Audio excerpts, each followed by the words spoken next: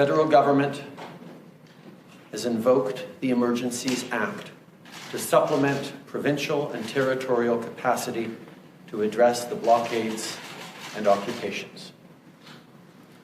First, we are broadening the scope of Canada's anti-money laundering and terrorist financing rules so that they cover crowdfunding platforms and the payment service providers they use. These changes cover all forms of transactions, including digital assets, such as cryptocurrencies. The illegal blockades have highlighted the fact that crowdfunding platforms and some of the payment service providers they use are not fully captured under the Proceeds of Crime and Terrorist Financing Act.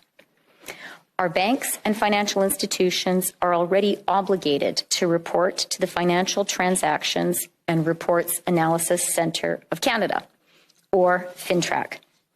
As of today, all crowdfunding platforms and the payment service providers they use must register with FINTRAC, and they must report large and suspicious transactions to FINTRAC. This will help mitigate the risk that these platforms receive illicit funds, increase the quality and quantity of intelligence received by FINTRAC, and make more information available to support investigations by law enforcement into these illegal blockades. We are making these changes because we know that these platforms are being used to support illegal blockades and illegal activity, which is damaging the Canadian economy.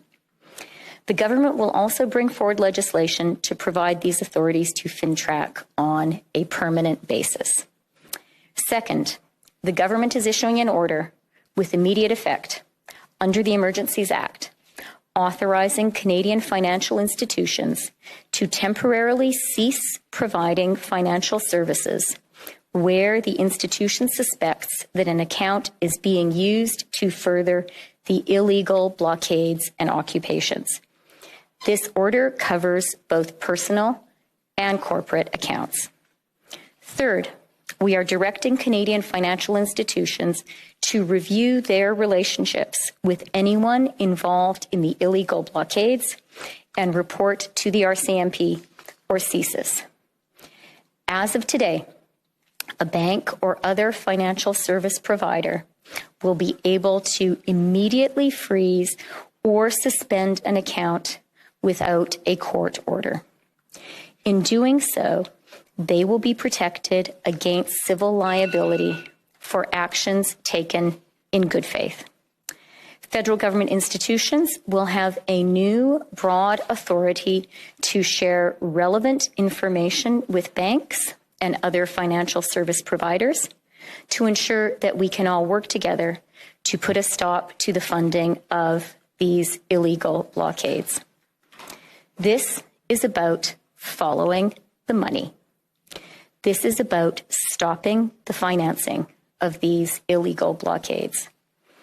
We are today serving notice.